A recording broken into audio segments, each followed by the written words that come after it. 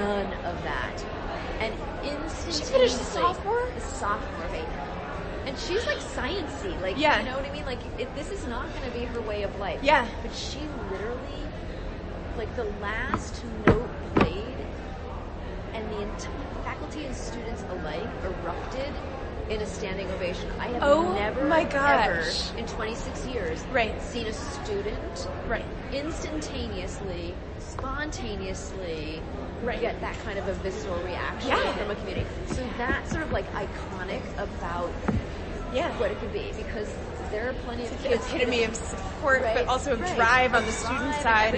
And so kids could look at it and be like, it took her all year long. Nobody even knew she was doing it. She would sort of write while she was at school, and then she would go to her piano teacher, and the piano teacher had panned it. And so she wasn't going to show it. And so she talked about that afterwards. Like, after she was done playing, she went in front of the whole upper school and said, like, you have no idea what that meant to do this, and this is why. Because she had been sort of beaten down by her teacher who said, it's not this, it's not that. And she said, and so I spent this whole year doing this thing, and maybe it's not going to get published, but, like, you guys liked it. You know what I mean? It gives me like, goosebumps. Right? Like, so that, I think, is emblematic. Not feathered in the classroom. Probably the same amount of honor issues that you guys have of usually plagiarism. Girls want to do well, don't have enough time. Don't have enough time. Like, it always defaults to that. We're slowly seeing behavior issues around sort of diversity, equity, like inappropriate vocabulary use, not, you know, like stuff that needs to grow there and get better.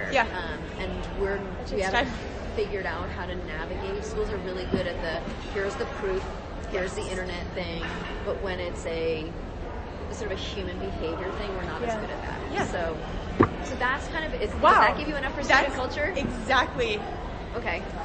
Everything I could have asked for that. Okay, good. My next question's a little pretty similar, but can you describe the faculty culture? That's a loaded question this year. So up to this year, and even actually this year, super collegial, with incredible department chairs who are really pushing interdisciplinary connections. We have teachers that go out and socialize with each other, you know, not just because they work together, but because they really like each other, across disciplines, across grade levels. All of them don't agree with the stuff that we do at school. Some of them are far more collegial about addressing that. In what sense? You know what I mean? Like, they'll come in and be like, I don't think we should have had that assembly. I think we should be doing this. Or we're being too we're being too flexible with kids that are coming in and saying, I want to postpone my test. You know, like, and some of them will sort of navigate that with each other. I've had a difficult year with one teacher in terms of the sort of faculty culture, because she has chosen to go to kids with stuff.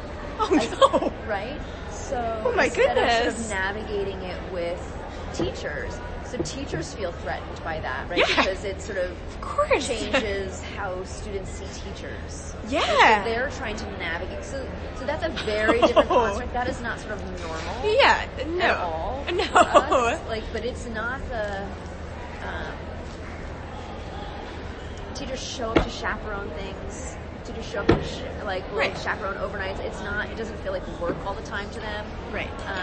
I have plenty of, I call them 8 to 3:30 teachers, because they've got other things, children, but they will be online and accessible, or they've been really clear about, like, I can't do anything tonight, like, and they do that with each other so that they know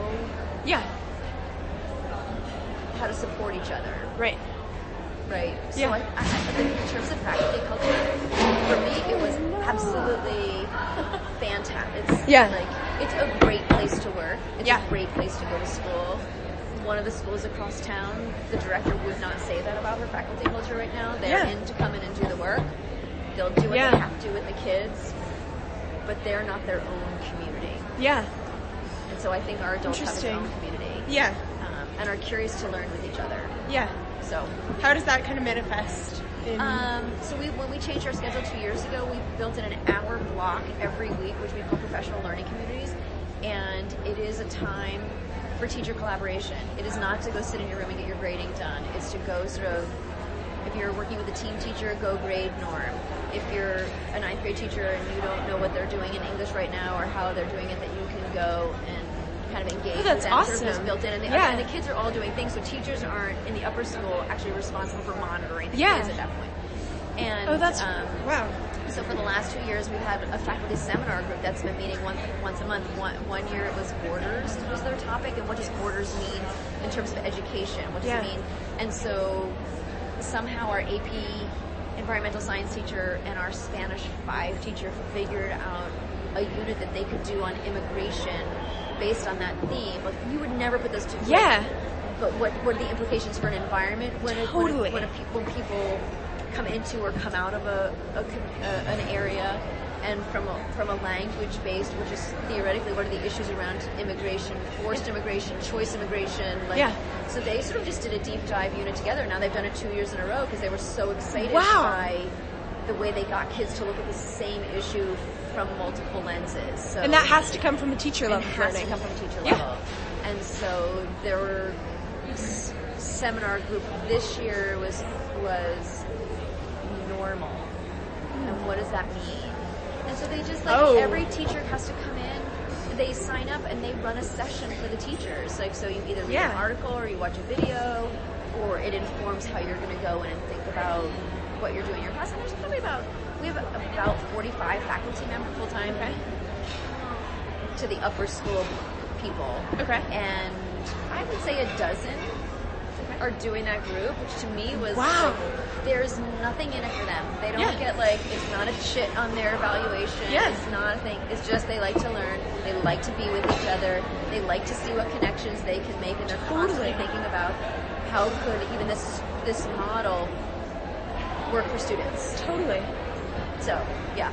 Wow, that's awesome. It's pretty fun. What do you think draws faculty to Cut Place? It's funny.